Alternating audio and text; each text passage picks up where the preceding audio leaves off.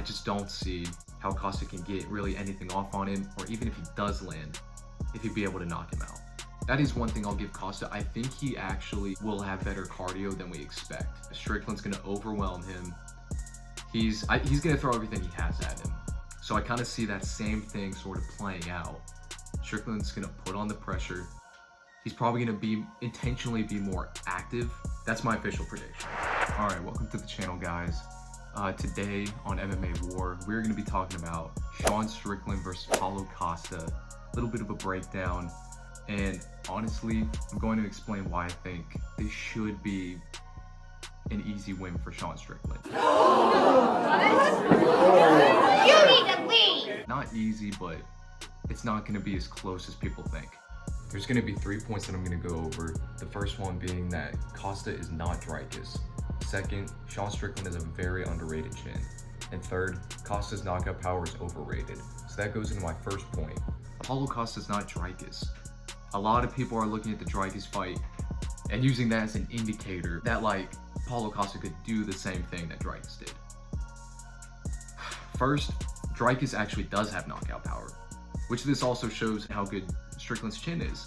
Dricus landed some solid shots in the 4th round of their fight, the same shots that put away Robert Whittaker and many other guys, and Strickland ate it. He didn't even get rocked. He didn't go down, he didn't get rocked. He didn't even really look stunned either. The reason he was able to have such good success against Strickland, Dricus is very extended on his punches. He has long punches, which kind of got to Strickland. Because he's so unorthodox because Strickland spars so much and he gets so used to the conventional kickboxing styles. But Dricus was so unorthodox and extended his punches so much, did a bunch of weird stuff that you can't replicate. So that's where he was able to have some success. And also, we found out Dricus' cardio is very high level. He was able to consistently put the pace on him, throw haymakers, throw overhands, kicks, go for takedowns, all 5 rounds, which that's another thing. Strickland had to worry about the takedowns of Dricus. That affects your striking. Costa's not gonna try to take him down. And that's where Costa, he doesn't have knockout power like Dricus. He's your conventional kickboxer. He's like Izzy in terms of he's not gonna give Strickland anything he's never seen before. Dricus was very unorthodox, throwing weird long punches. Costa is your classic, stays in tight and throws your pretty typical kickboxing combinations, where he doesn't do anything that's really different that could catch Strickland. Same thing with Izzy. Izzy is a conventional kickboxer, and that fits perfectly into Strickland's style. Of course, Costa is gonna put more pressure on Strickland than Izzy did, but it's very similar in terms of their kickboxing style. Dricus was constantly going for takedowns, constantly throwing overhands, kicks, but the overhands and the kicks were so different. That's where he was able to have success against Strickland. And even with that, Strickland arguably won. So Paulo Costa is your traditional kickboxer. It is a huge advantage for Strickland. Because it's like Izzy, really you could say in terms of style, Izzy and Costa are a lot alike. Except I would say Costa would put more pressure on Strickland. And he's not gonna have to worry about takedowns. It's literally, he knows it's gonna be a straight up kickboxing match. And Costa is going to have your typical kickboxing style. I just don't see where Strickland is, gonna get thrown off by Costa. That almost leads into my next point, Strickland's underrated chin. Strickland's only been knocked out twice in his entire career. And that was first to something Dos Santos, I don't even know how to say his first name, at 170 at UFC 224, Nunes versus Pennington. He got knocked out by a spinning heel kick in the first round, 3 minutes and 40 seconds in, which first it's at 170, which Strickland should not have been in that weight class. Everybody agrees that that was not the weight class for him. He was drained and pretty frail, at least compared to what he is now. It was just not the weight class for him. And also, if you're cutting more weight, it can also lead to having a more glass jaw. Because I've been seeing a lot of people saying that Paulo Costa is gonna land that spinning heel kick like he did against Robert Whittaker, and it could put him out just like Dos Santos did. But Strickland also just wasn't that good at welterweight. That was not his weight class. And second, obviously Alex Pereira, who is the freak of nature, arguably the most powerful puncher in the UFC history even. He literally lands a left hook. It doesn't even land flush. Like, it's not a clean left hook like Jamal Hill goes up against his face and his eyes roll back. And I'm pretty sure, what was that video, he had like the hardest punch on that machine or something. He beat Francis Ngannou's record.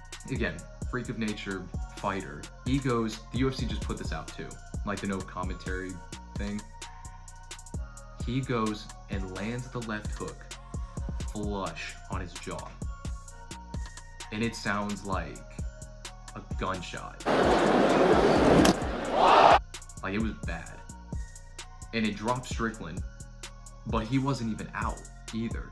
Like 90% of people that take that flush on the chin go to sleep. No question.